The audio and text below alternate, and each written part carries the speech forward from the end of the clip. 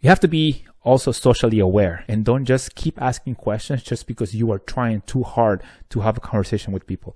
Pay attention to their body language, their cues, the type of answers they give you, because if you don't pay attention to that, you may end up just annoying the hell out of someone as opposed to you having a friendly conversation. So I used to be terrible in conversations. I used to be a little awkward. I didn't know what to ask.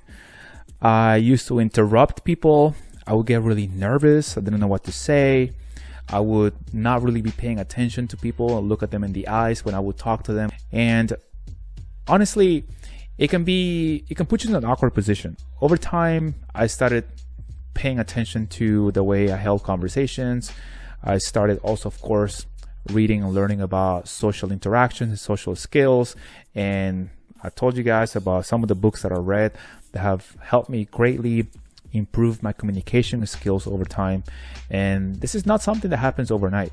It's not something that happens from one day to another. It's something that happens with practice, with self-awareness, and of course, with will to actually want to be better in social situations or interactions. But what are some things that that I could share with you guys? Some things that can help you be better at holding conversations, which can help you, of course, when you are introducing yourself to job interviews, when you are introducing yourself in career fairs, when you, of course, introduce yourself and you start holding a short conversation. How can you make the conversation a little longer, engaging? And not only that, but also, of course, not too stiff, let it flow naturally. How do you keep the conversation organic? Right? That's one of the things that it's very, sometimes a little hard to do. So I found this short article from Lifehack, which I think is pretty useful. And it says 10 practical tips to keep a conversation going. I'm going to be adding the first one right here. I'm going to give you the first one for me. And this is going to be, it's okay to hold up, to pause, and think about what you're going to say. It's okay to, before you rush your answer, before you feel awkward for the silence that's going to take place.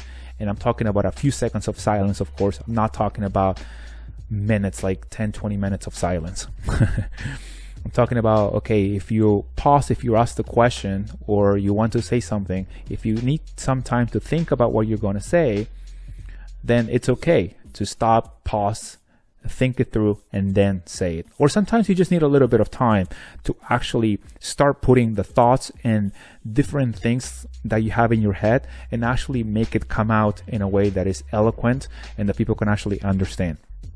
So that's going to be my first piece of advice per se when it comes to holding conversations. Now, let's go over this short article, and of course is be interested. I talked about being genuinely interested in what people have to say, being genuinely interested in what they have to share with you. And so that way, I think that's going to be one of the main ingredients of having a great conversation, when you actually want to know what the other person is up to. The other thing is, of course, to ask questions, but not just any type of questions. Don't ask yes or no questions. For example, do you have lunch every day at 12? Or did you go to the game last weekend?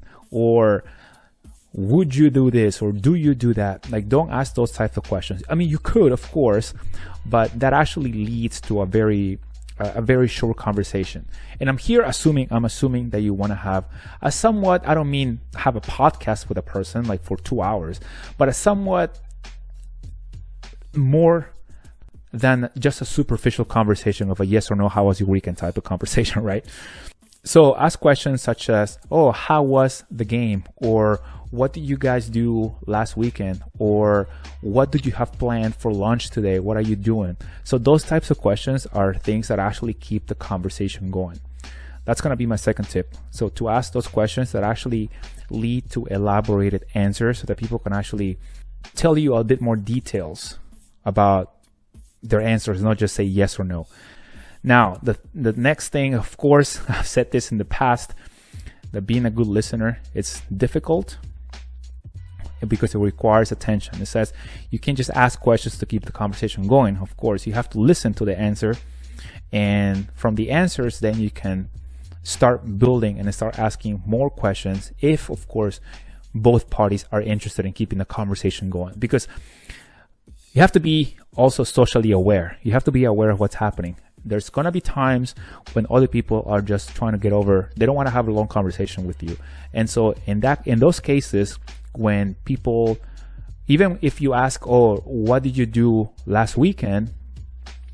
If they tell you, oh, not much, or if they tell you, we just hang out with some friends, that's it. So if they are very short with their answers, even if you're asking questions that lead to long answers, you have to take a cue. You have to also take a cue that people maybe just don't want to have a long conversation for many reasons.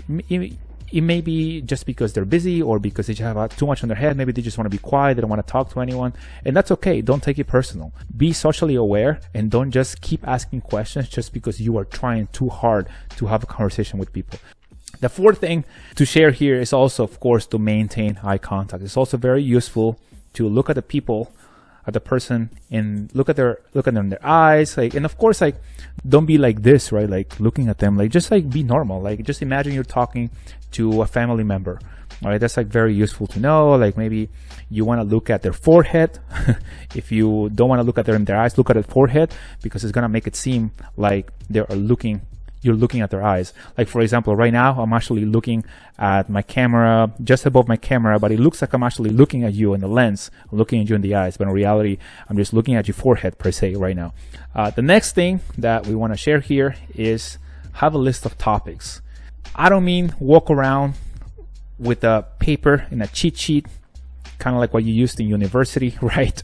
But just very common topics that people can talk about and just kind of comment and basically break the ice and open the conversation to other things.